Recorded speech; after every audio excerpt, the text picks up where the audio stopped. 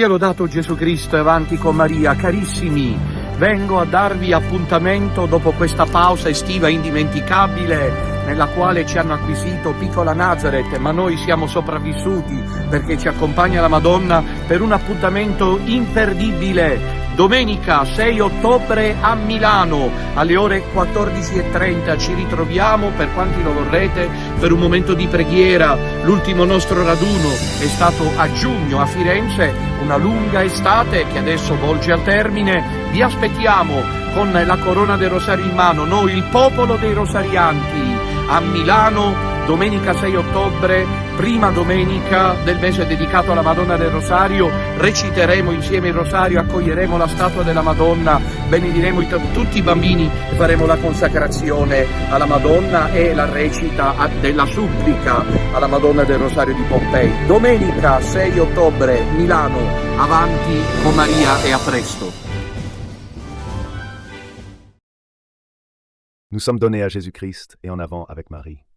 Bonne et sainte journée à vous tous, mes chers enfants, au Sacré-Cœur de Jésus et de Marie, et dans le cœur très chaste de Saint Joseph. Bienvenue à notre rubrique matinale sainte et café. Aujourd'hui, c'est mardi 17 septembre. Aujourd'hui, on célèbre, on commémore l'impression des stigmates de Saint François d'Assise. C'est le premier saint, on dit ça. Officiellement, que Jésus-Christ a associé à lui avec le don des stigmates, même s'il y a ce texte de saint Paul, je vous le rappelle, dans la lettre aux Galates, où Paul dit que personne ne me cause plus de tracas. En effet, je porte les stigmates de Jésus. Naturellement, les exégètes s'empressent, je dirais de manière compréhensible, d'expliquer qu'il s'agit des blessures, des épreuves dues aux fatigues apostoliques. Mais on ne peut pas. Cependant, il y a ceux qui ont mis en lumière la possibilité que l'apôtre Paul ait réellement pu avoir les stigmates. Au cours des siècles, même de nos jours, combien d'âmes élues de saints dans l'Église catholique ont eu l'estime? Dans l'Église orientale orthodoxe, dans l'Église orientale, je regarde un peu par ici, je le dis aujourd'hui à ceux qui nous suivent, parce que les fidèles de pèlerins et encore ceux qui restent sont placés de ce côté. Je n'arrive pas à parler en regardant juste le tube cathodique, comme on disait avant si on avait la télé. Et je disais, il y a beaucoup de saints qui ont porté les stigmates, reconnus par l'Église. Et je dirais qu'à notre époque, le cas le plus retentissant, vraiment éclatant, a été Padre Pio, sans oublier par exemple Natuza Paolo, pour citer un autre nom, Teresa Neumann, Maria Robben. Teresa Masso, par contre, dans l'Église orientale, il n'y a pas les stigmates comme configuration à Jésus-Christ, mais il y a la lumière. En Occident, le sang, la croix, en Orient, la lumière. Vous savez, je suis catholique apostolique romain, soyez tranquille, mais je suis sicilien. Et combien de fois ai-je répété, et certaines d'entre vous êtes ici présentes et êtes allées hier à Mortéal, que nous avons cette tradition-là pour laquelle tu entres dans une cathédrale de Mortéal et tu te sens en Orient. Non en Ouest, monde latin. Quand Jean-Paul II est venu à Palerme, la première fois qu'il est venu, il a dit que c'était une terre qui respirait avec deux poumons, le poumon latin et le poumon oriental. Alors en moi, il y a vraiment, même dans le dernier livre, comme je vous dirais que je suis en train d'écrire, une sensibilité envers le monde oriental, la lumière.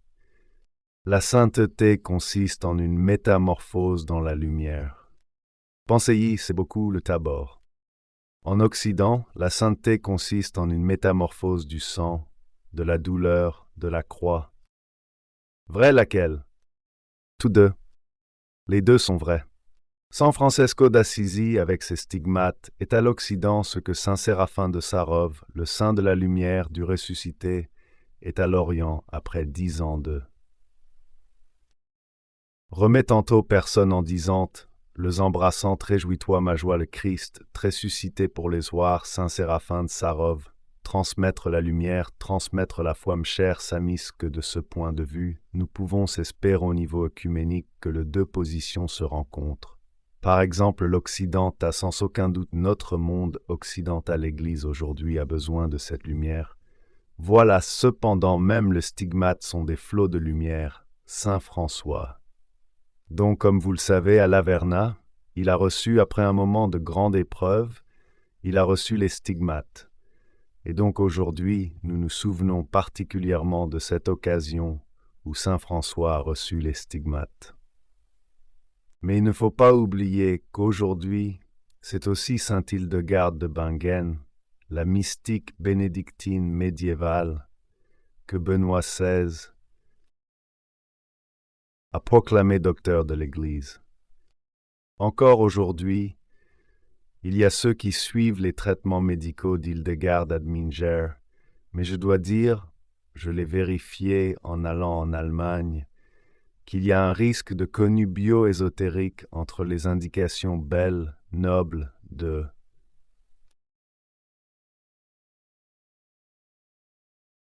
Sainte Hildegarde de se soigner avec des remèdes naturels.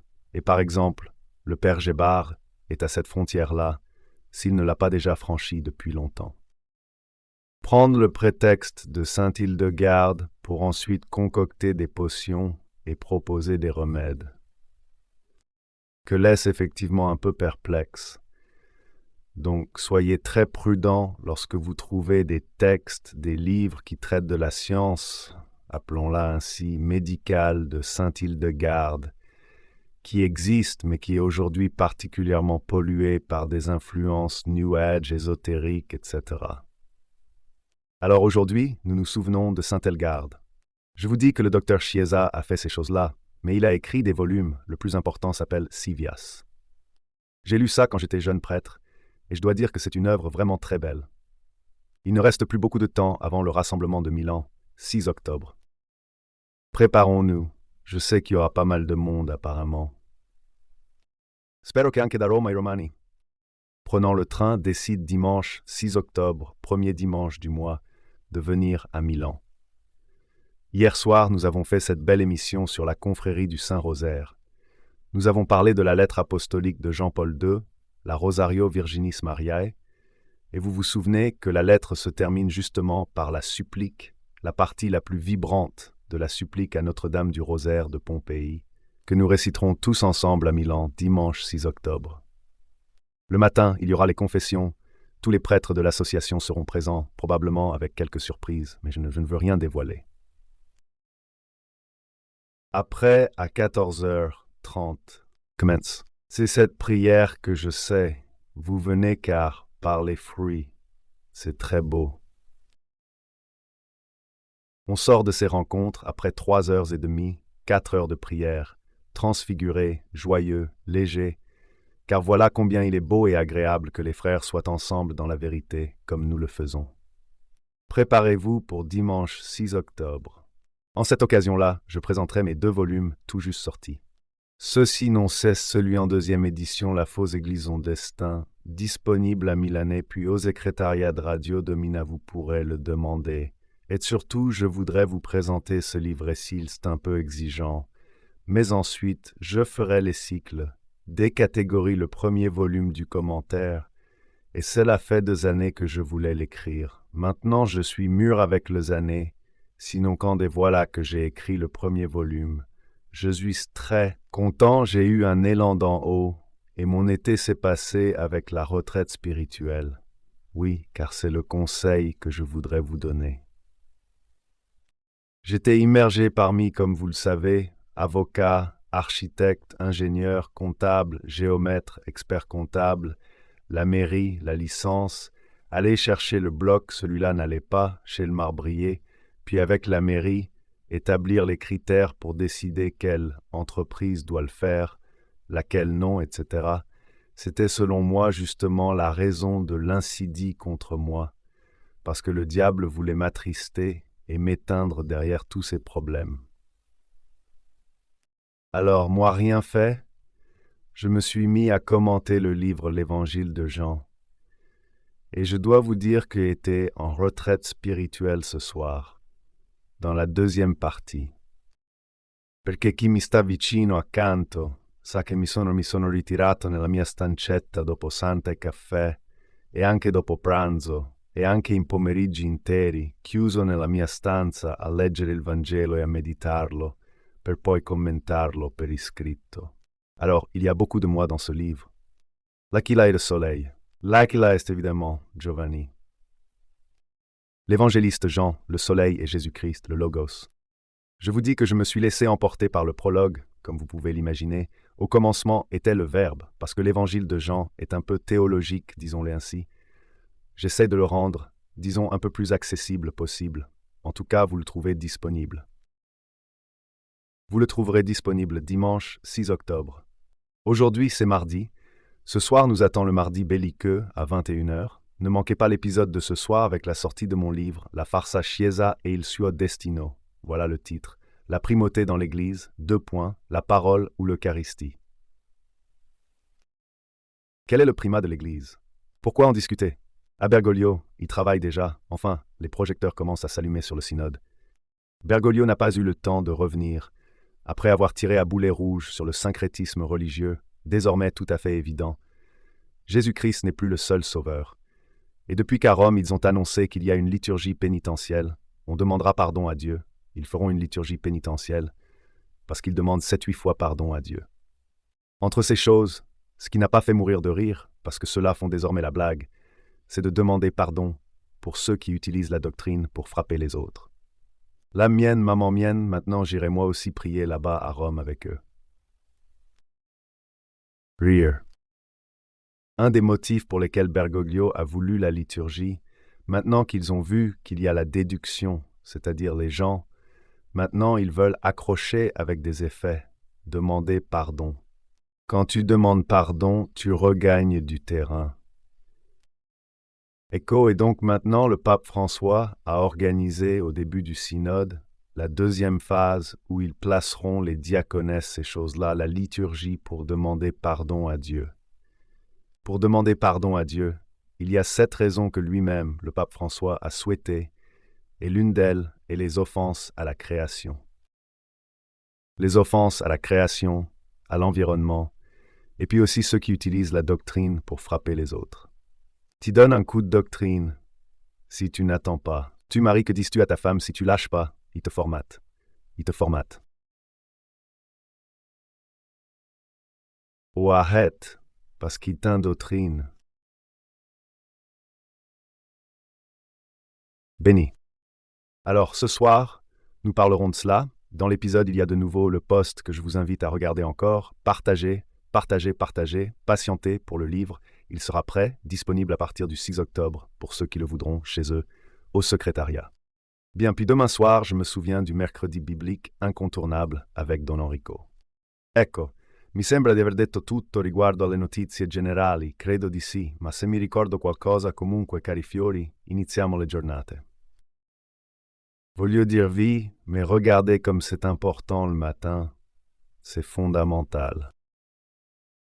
Initions nos journées avec le cœur rempli de gratitude envers Dieu, rempli de joie pour le don de la vie du nouveau jour, en pensant aux paroles de Jésus, fait lever son soleil, le Dieu Père. Notre cœur doit exploser le matin, quand nous ouvrons les yeux, à supposer que vous les ayez fermés, en chantant la louange de Dieu, en remerciant le Seigneur. Nous devons surpasser les anges le matin.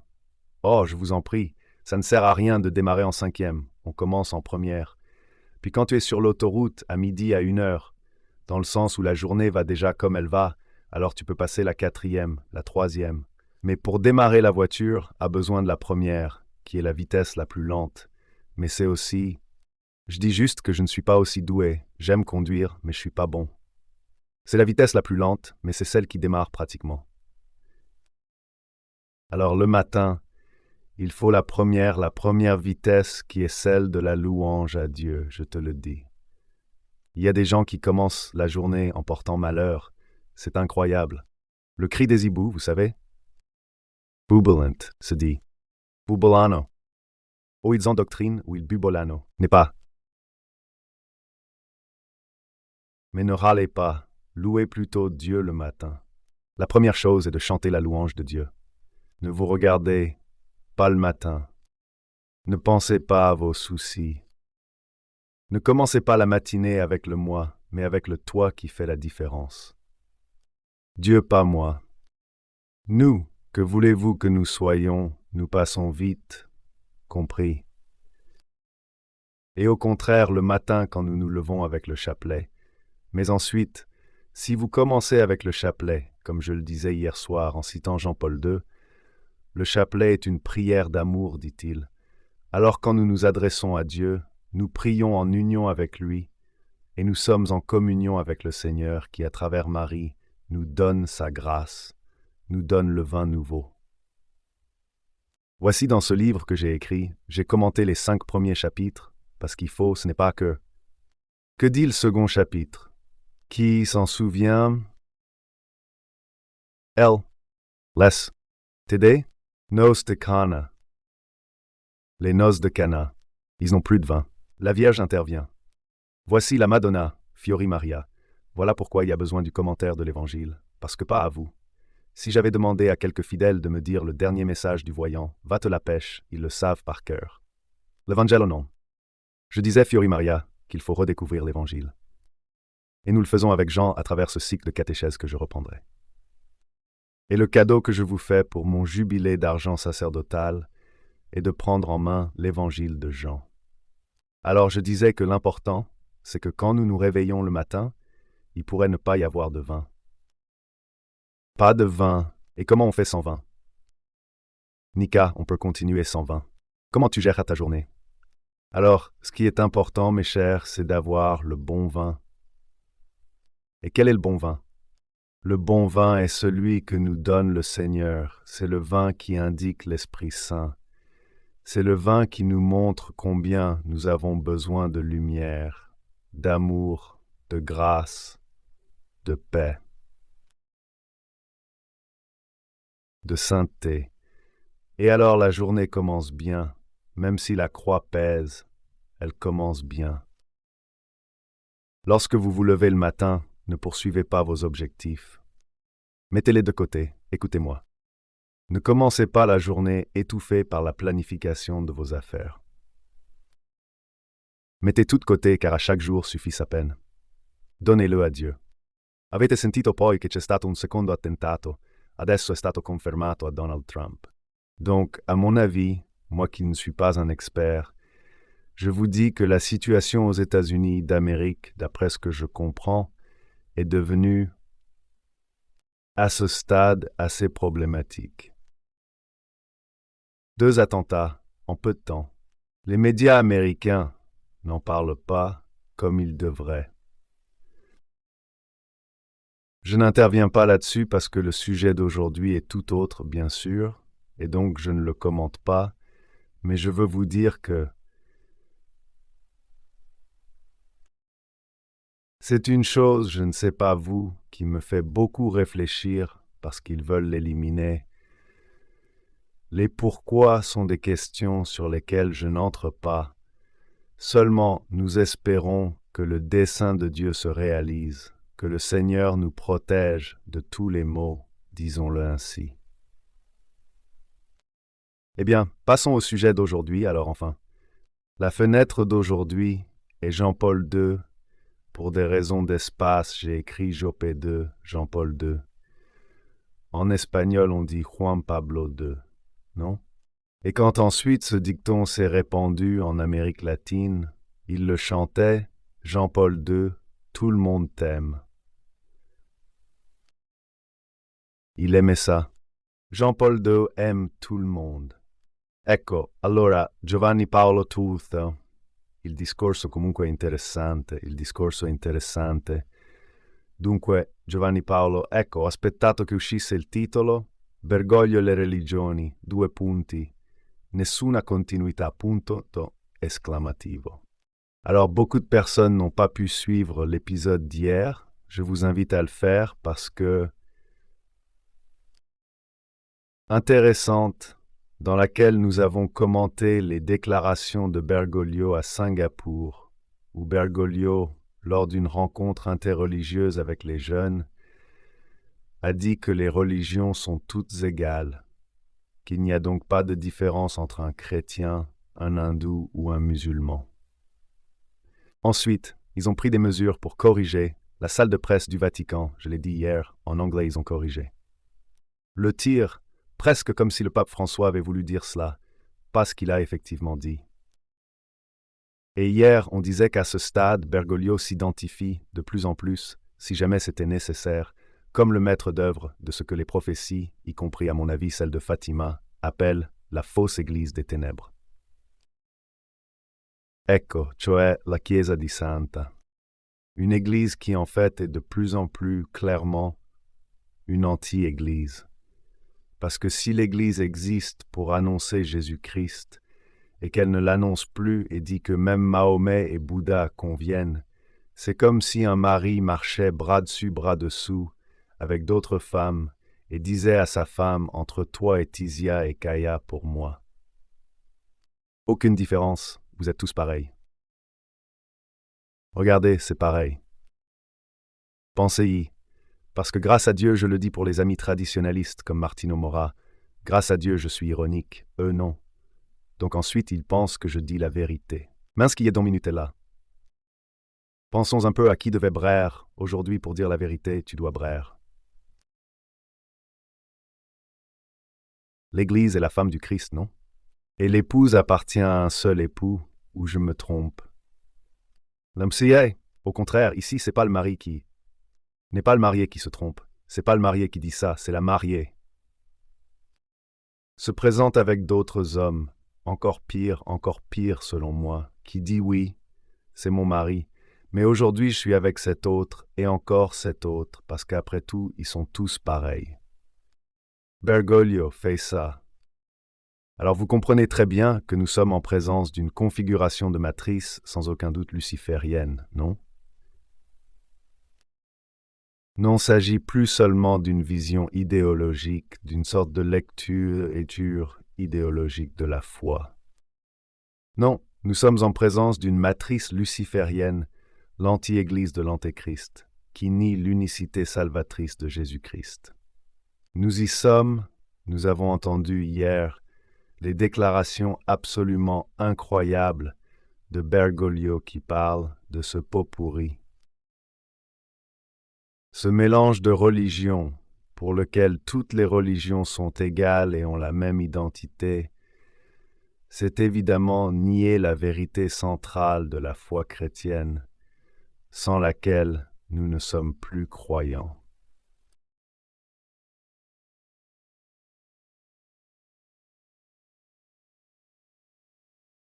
Et c'est que Jésus-Christ est l'unique, attention, les termes ne sont pas inventés, est le sauveur absolu des hommes, dans le sens où il n'y en a pas d'autre.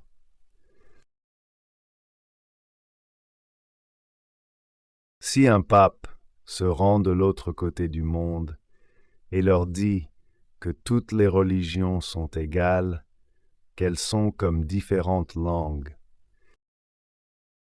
dit Bergoglio, divers Guillaume pour y arriver. Se comprend bien là où, mais il ne le précise pas.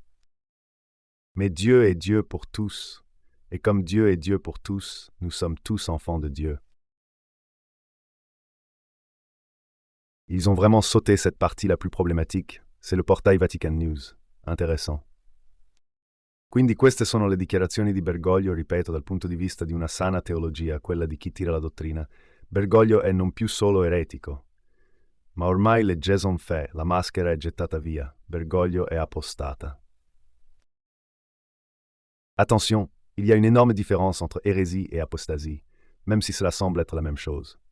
Apostasie, c'est l'annulation volontaire, obstinée et répétée de l'identité de la foi.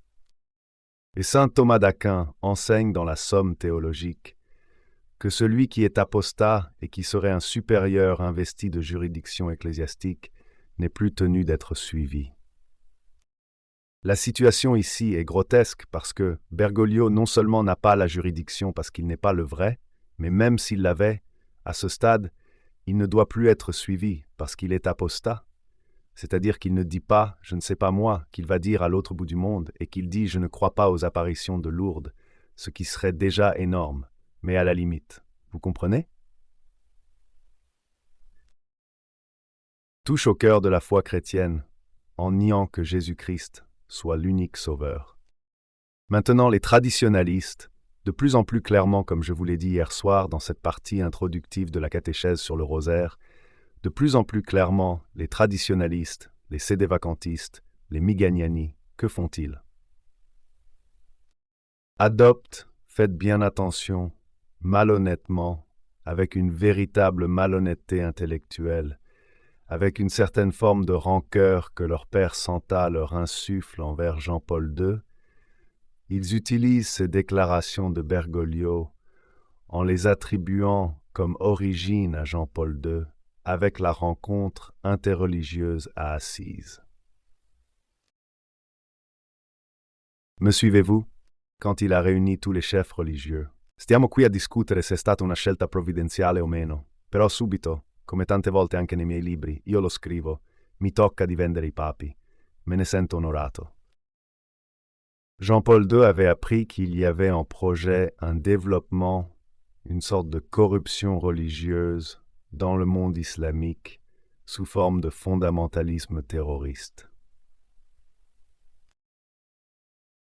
Nous sommes dans les années 80, au milieu des années 80, et en fait, en l'espace de 15 ans, il y a l'effondrement des tours jumelles, Al-Qaïda, l'État islamique, ces choses-là. Alors le pape, puisque dans les milieux laïques, on disait entre autres que les religions sont une source de conflit dans la civilisation, le pape informait à l'avance qu'est-ce qu'il mûrit dans la prière.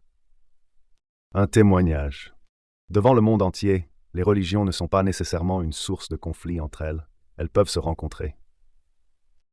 Vu le village global, c'est ce que le pape a fait dans l'Esprit Saint du Concile Vatican II. Jean-Paul II, face à ce qui s'est effectivement passé, parce que ça n'aurait pas dû arriver, mais c'est arrivé, c'est-à-dire que, au nom d'Allah, au nom de Mahomet, au nom de Bouddha, au nom de je ne sais quoi, les tours jumelles ont été jetées à terre. Les kamikazes se sont fait exploser, ils ont tué, égorgé les Occidentaux en Afghanistan et ces choses-là. Nous avons vu des images malheureusement vraiment tragiques. Jean-Paul II a anticipé tout cela en disant au monde entier « Regardez-nous, chefs des diverses religions du monde. » D'ailleurs, c'est lui qui le fait. Ce qui est déjà une raison de dire que c'est le pape, je ne sais pas si vous me comprenez, c'est pas le Dalai Lama qui l'a fait. Le Dalai Lama ne l'a jamais fait. Ni le mufti d'Al-Azhar, ni le chef de la synagogue de Jérusalem ne le feront. Toujours cet événement l'a fait le pape pour apporter la paix. Dans la rencontre des religions, l'intention était celle-ci. Vediamo alors ces malheureux traditionalistes qui savent écrire par eux-mêmes parce qu'ils font vraiment une sorte de recrutement et corrompent les jeunes. À qui je pense, vous savez? Ils savent corrompre les jeunes, ils étaient avec nous, ils sont partis de l'autre côté. Les professeurs savent les corrompre, eux qui sont si raffinés parce qu'ils sont de la région de Milan, autant qu'ils savent ensuite bien vomir le poison qu'ils portent en eux. Et donc Bergoglio serait le résultat de Wojtyla. C'est un sacrilège, une grave offense. Aujourd'hui, dans ce quart d'heure, je vous prouve que non. D'abord parce que je vous ai expliqué la raison. Jean-Paul II n'a pas voulu organiser une rencontre syncrétiste, comme disent les malheureux traditionalistes. Jean-Paul II n'a pas voulu nier l'unicité salvatrice de Jésus-Christ. Dicono, et c'est vrai que dans les églises ensuite, ils ont préparé des liturgies bouddhistes à Assise, mais le pape ne le savait pas, il l'a su après. Je me souviens, comme dans mon livre « Église, où vas-tu ?» Une personne m'a écrit un message, je l'ai beaucoup apprécié parce que c'est un érudit, je ne peux pas dire son nom, me félicitant parce qu'il m'a dit « Dom Minutella, ce que vous écrivez est convaincant », c'est-à-dire l'affirmation que nous sommes en présence d'une manipulation maçonnique au moins depuis 1960. Donc, tous les événements au pape. Pauvres papes, pauvres martyrs vivants, ils ont essayé de les corrompre là-bas, y compris la rencontre d'Assise. Mais voyons, Bergoglio a dit à Singapour, en citant précédemment le document conciliaire Nostra Aetate, les religions sont toutes égales. Je vous demande, lançant les pierres de la doctrine, tant pis, dans quelques jours, le pape François s'excusera. Mais Jean-Paul II, vous semble-t-il, durant ces 26 ans de pontificat, qui ne sont pas qu'un jour, a-t-il jamais dit ou écrit une seule fois que les religions sont égales?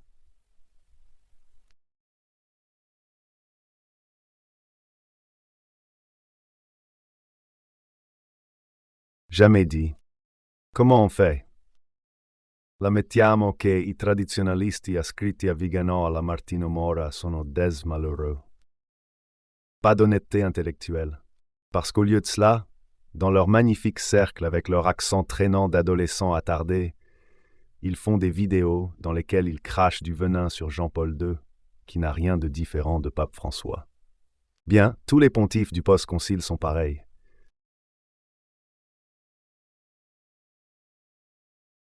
Alors c'est une opération malhonnête qui n'a rien de différent de la malhonnêteté du monde bergoglien. Pourquoi? Montre l'aile réformiste, avant-gardiste de Bergoglio fait croire que l'affirmation apostate, que toutes les religions sont égales, est le fruit du concile et de Jean-Paul II, opération malhonnête. De la même manière font les traditionalistes. C'est-à-dire que Bergoglio est le résultat de Wettiva, dans les uns et les autres à raison. En effet, les uns et les autres sont des enfants du diable. Ils sont des enfants du diable parce qu'ils vivent dans le mensonge. Adesso, je voudrais vous citer 2 documents. Tout d'abord, Jean-Paul II a tenu cette rencontre des religions à Assise en octobre, mi-octobre, puis peu après venait Noël.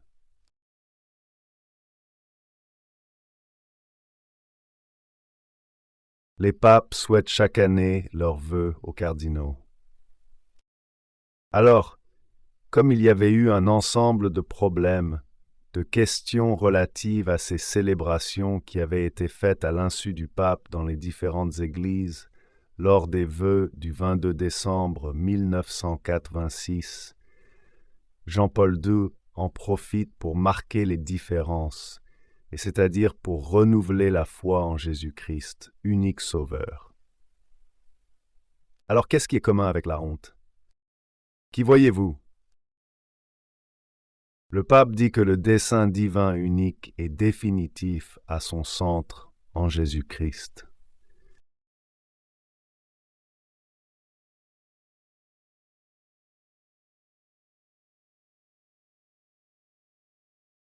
L'homme est Dieu. Comme quand je n'aime pas skier, je ne l'ai jamais fait. Puis compris? Nager, oui, skier. Compris? De sens. Tu skis sur la piste, lui era un skieur, dans lequel seuls les hommes trouvent la plénitude de la vie religieuse, et où Dieu a réconcilié toutes choses avec lui. Et ici, il cite notre époque, parce que Bergoglio cite pour dire que toutes les religions sont égales, Jean-Paul II la cite pour dire que seul Jésus-Christ sauve. Qui a raison? Ils ne peuvent pas avoir raison, tous les deux. Entre autres, Jean-Paul II cite le document du Concile Vatican II sur les religions entre guillemets, c'est-à-dire qu'il rapporte honnêtement la citation. Bergoglio, au nom de « on ne sait pas bien quoi », cite notre époque. Tu le dis, mais où? Comment ça, il te le cite comme ça? Il trompe. Et ainsi le pape, comme vous le voyez, le temps malheureusement est tyrannique, réaffirme. Chez le seul sauveur du monde est Jésus-Christ. Il n'y a pas d'autre sauveur. Mentre Bergoglio va ad Assisi et va à Mensicafore. Écoutez cet autre passage. Présentant l'Église catholique qui tient par la main les frères chrétiens, et ceux-ci tous ensemble qui joignent la main avec les frères des autres religions, la journée d'Assise a été comme une expression visible des affirmations du Concile Vatican II. La journée ne nous a pas appris à relire à notre tour avec des yeux plus ouverts et pénétrants l'enseignement riche sur le dessein salvifique de Dieu, la centralité de Jésus-Christ. S'il doit aussi dire que la même identité de l'Église catholique, en vous proposant, messieurs les cardinaux, archevêques, évêques et membres de la curie romaine, ces réflexions, pourquoi les malhonnêtes ne citent-ils pas ce texte? En nom de on ne sait trop quoi, Jean-Paul II serait précurseur du pape François. Je vous prouve que c'est faux. Le pape le réaffirme, ces réflexions qui vous sont proposées. Vorrei che ci fossero di aiuto per prepararsi a ricevere. È Natale. Encore une fois, le Verbe en qui toutes les choses ont été créées, pour lequel tous les hommes sont appelés à avoir la vie en abondance, le Verbe divin qui est venu habiter parmi nous, et qui, par sa venue, mort et résurrection, a voulu récapituler en lui toutes les choses, celles du ciel et celles de la terre, misérable traditionnaliste. Jean-Paul II, précurseur de Bergoglio, regardez quelle distance frappante il y a entre Wojtyla et Bergoglio.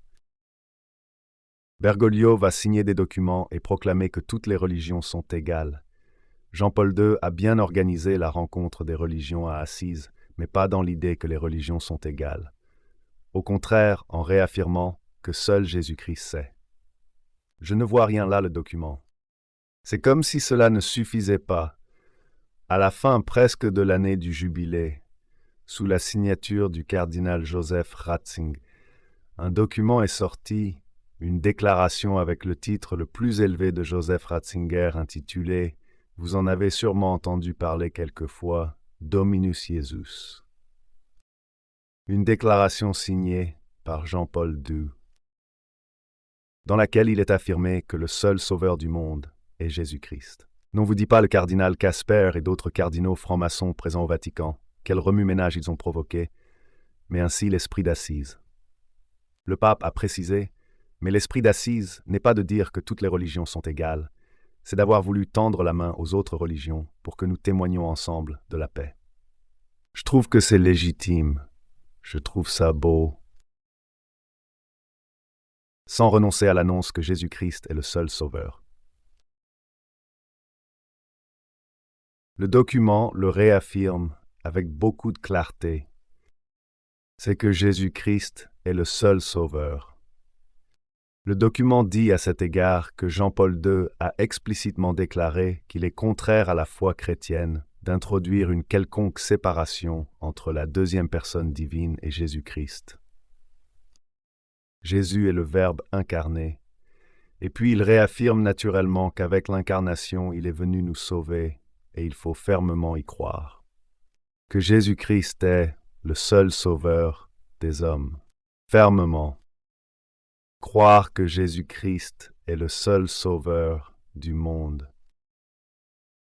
Et ici encore, sur la base du témoignage de Jean-Paul II, il y a le numéro 14 qui, selon moi, est vraiment à apprendre par cœur. Doit donc être fermement, vous voyez que cet adjectif revient, signifie avec fermeté, sans tergiverser à la manière Bergogliano, fermement cru comme vérité de foi catholique, que la volonté salvifique universelle de Dieu en étrine est offerte et accomplie, une fois pour toutes, dans le mystère de l'incarnation, de la mort et de la résurrection du Fils de Dieu Jésus-Christ. Regardez, c'est une phrase extraordinaire. Era lancé à coups de doctrine à Martino Mora. À tout cela, puis il a écrit qu'il a rencontré un Igano, qui est une personne aimable. Bien sûr, il lui a demandé s'il s'était fait reconsacrer entre-temps. En adultérant, Jean-Paul II lui a demandé le professeur Mora à l'inatteignable. Mais pourquoi Mora peut rencontrer Igano et pas nous? Pourquoi un évêque veut-il voir un chef de saint? Un évêque est un chef d'État? Le berger qui rencontre toutes les brebis. Je veux voir Vigano, pourquoi pas moi? Si c'est un pasteur, pourquoi Mora oui et Minutella non?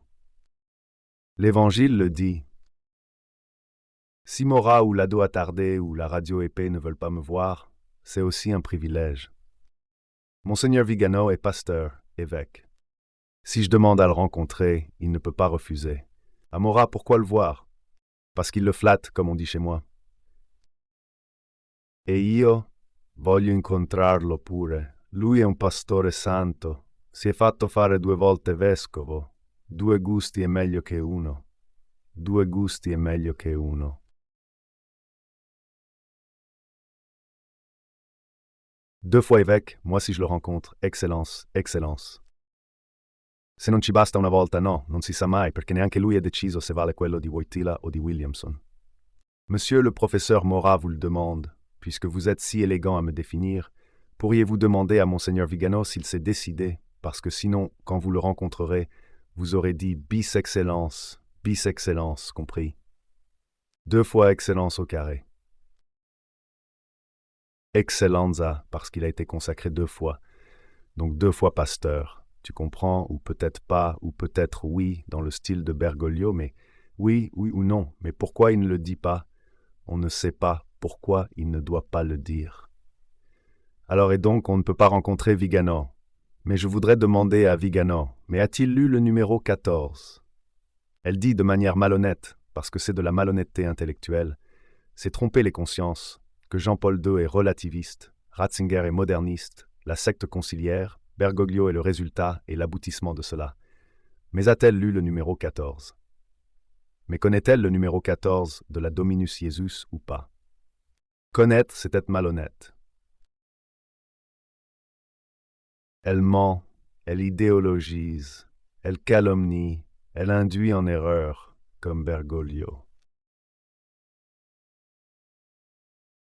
Numéro 14, écrit par Ratzinger et signé par Wojtyla, que le Morat, radio l'adolescent tardif, ce cercle, parce qu'un cercle est réduit, et ils ont de la colère contre moi, parce que nous avons un soutien national populaire, et comme ils ont les armos, je n'arrive pas à l'avoir.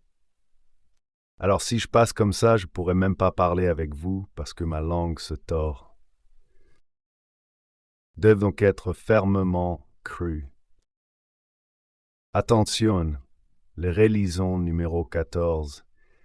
Il doit être fermement cru comme vérité de foi catholique que la volonté salvifique universelle de Dieu, un étreint, est offerte et accomplie une fois pour toutes dans le mystère de l'incarnation, de la mort et de la résurrection du Fils de Dieu. Qu'est-ce qui vous frappe dans ce très court numéro? Je vous le dis personnellement, fermement.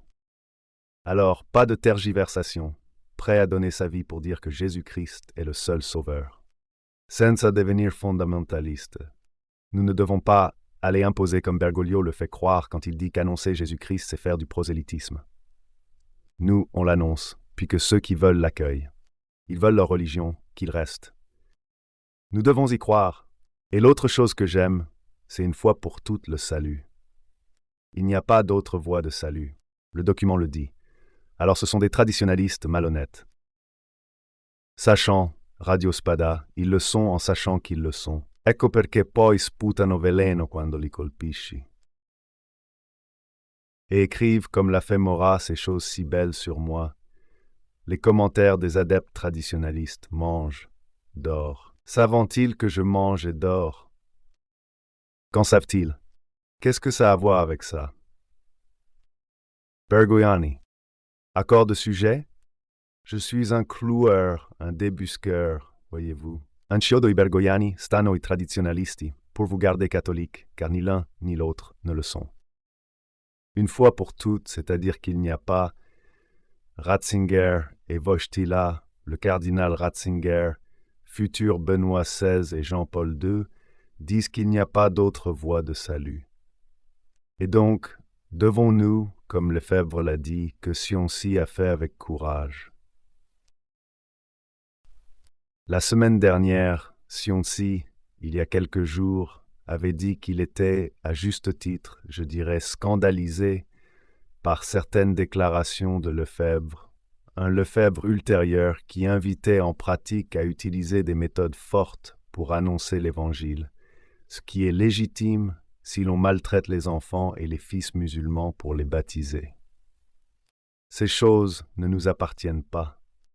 Il y a un Concile Vatican II, un document qui a dit très clairement que nous sommes dans un village global et que nous devons savoir maintenir ensemble, comme l'a dit le pape Benoît XVI avant de partir, l'annonce de l'unité salvifique de Jésus-Christ dans le respect des autres religions, parce que nous sommes dans le village global. Nous ne devons pas sortir Radio Spada.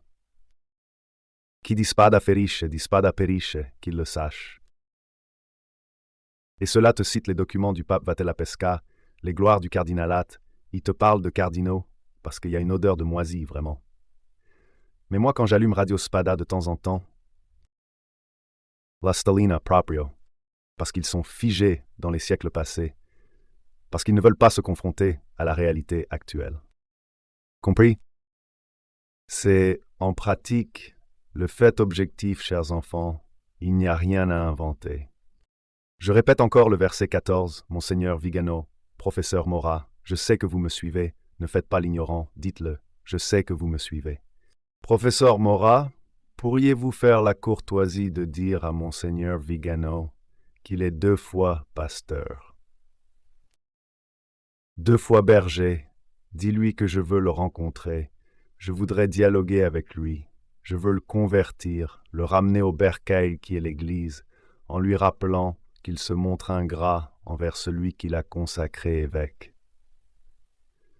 Je voudrais le dire, fais-moi la courtoisie de lui dire que je parle avec l'Eremosia, parce qu'on ne comprend pas quel est le critère avec lequel Monseigneur Vigano rencontre les âmes.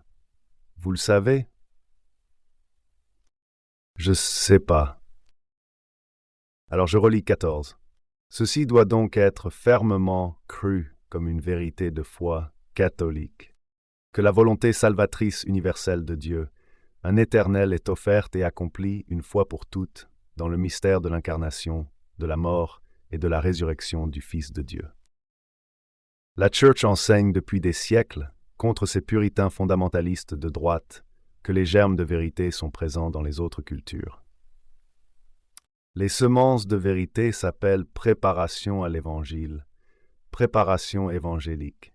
Je n'ai pas le temps, mais je vais vous raconter un épisode qui m'est arrivé. J'étais sur un bateau, je faisais le trajet Palerme-Gênes ou Gênes-Palerme.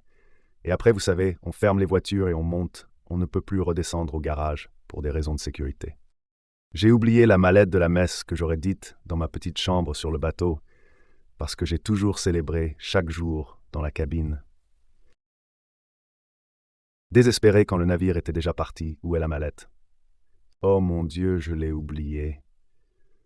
Alors je vais à la réception du navire, là où se trouvait l'équipage de bord, avec ceux les plus étoilés. Je demande à parler à quelqu'un, et il y avait une nana avec un mec, je ne sais pas ce qu'ils étaient, des vice-commandants, je ne saurais pas bien dire. J'ai imploré, je me serais presque mis à genoux. Je pleurais presque, je vous en prie, je n'ai jamais manqué la messe un seul jour de ma vie. Je vous supplie. Laissez-moi prendre la valise. Il m'a comme... Rien. Personnes italiennes, présumément catholiques, baptisées. Encore, il n'y avait pas toute l'affaire de Bergoglio pour dissiper les doutes. Je n'étais pas connu comme aujourd'hui. J'étais un prêtre anonyme. Mentre io stavo parlando, sono cose che non ti scordi più per tutta la vita. Mentre io stavo parlando spunta, vestito in maniera molto elegante, un signore distinto, alto tutto, con la veste bianca, l'uniforme bianca, come vice mi pare. Commandante quelque chose de ces gros, ce n'est pas le commandant, mais un de ceux qui faisait une promenade pour voir si tout allait bien. Il a vu cette agitation, il s'approche et demande aux collègues ce qui se passe, et la fille déjà un peu dit non, et le père avait demandé que c'est une chose impossible.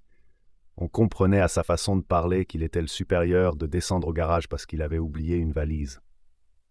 Alors je suis intervenu et j'ai dit non. Elle dit faux. Je n'ai pas oublié une valise, j'ai oublié le sac de la messe, évidemment j'avais le signe. Donc le vice-commandant regarde la fille et me regarde et me dit « Suivez-moi ». Quand j'entends « Suivez-moi », je le suis. Nous deux seuls, il appelle l'ascenseur avec la clé, parce qu'il y avait une clé. Nous montons dans l'ascenseur et il me dit « Ne vous inquiétez pas, père ». Il m'appelait père. « Ne vous inquiétez pas, père ». Et j'ai compris que le sac lui sert pour ses rites. J'ai dit « Ça doit être un athée. Qu'est-ce que j'en sais? Un athée pour ses rites. » Ce n'est pas qu'il a dit la messe pour ses rites. Nous descendons au garage. Il me semble vrai qu'il avait le garage, et avec patience, il dit « Montrez-moi quelle est votre voiture. » Mais entre pêche, vraiment, nous avons trouvé, et il a attendu et a dit « Prenez la mallette, pris. » Nous sommes montés dans le sens pendant que nous montions. J'ai dit, mais comment puis-je vous remercier? Et il est resté en silence. Je regardais vraiment, je voulais, faisons comme ça. Je voulais vous offrir ce chapelet. Je ne sais pas si vous êtes dévot de la Vierge Marie. Il m'a dit, Père, je vous remercie, mais je suis musulman.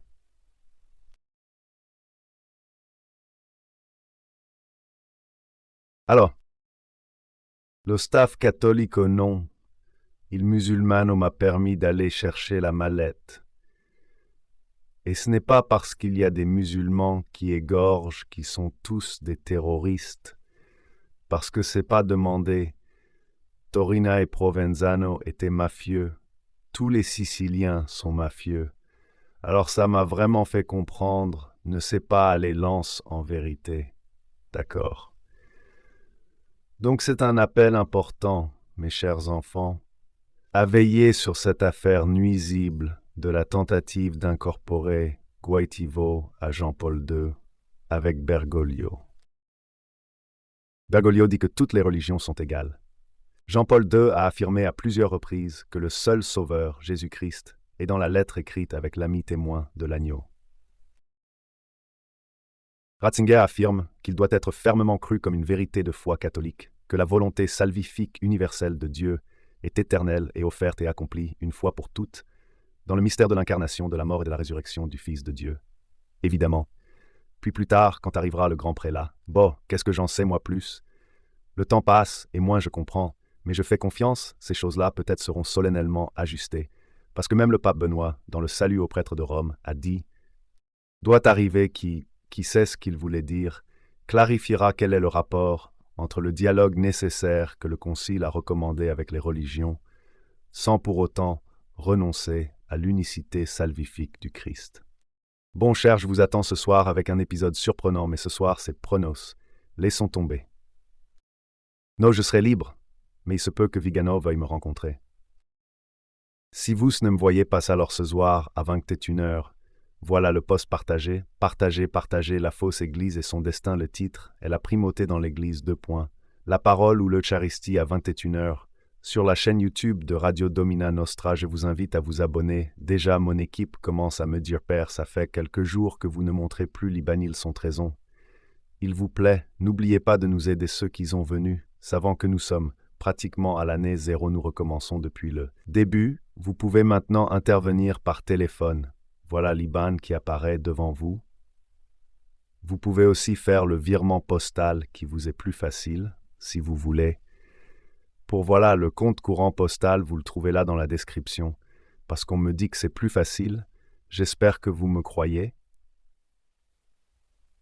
Quand je vous dis que pratiquement je ne sais pas comment fonctionnent ces choses, parce que je ne suis pas un expert, grâce à Dieu qu'ils en disent. Quand j'ai fait la villa en Colombie, elle a raison la fille qui dit que je mange et dors, car la nuit je dors à la maison.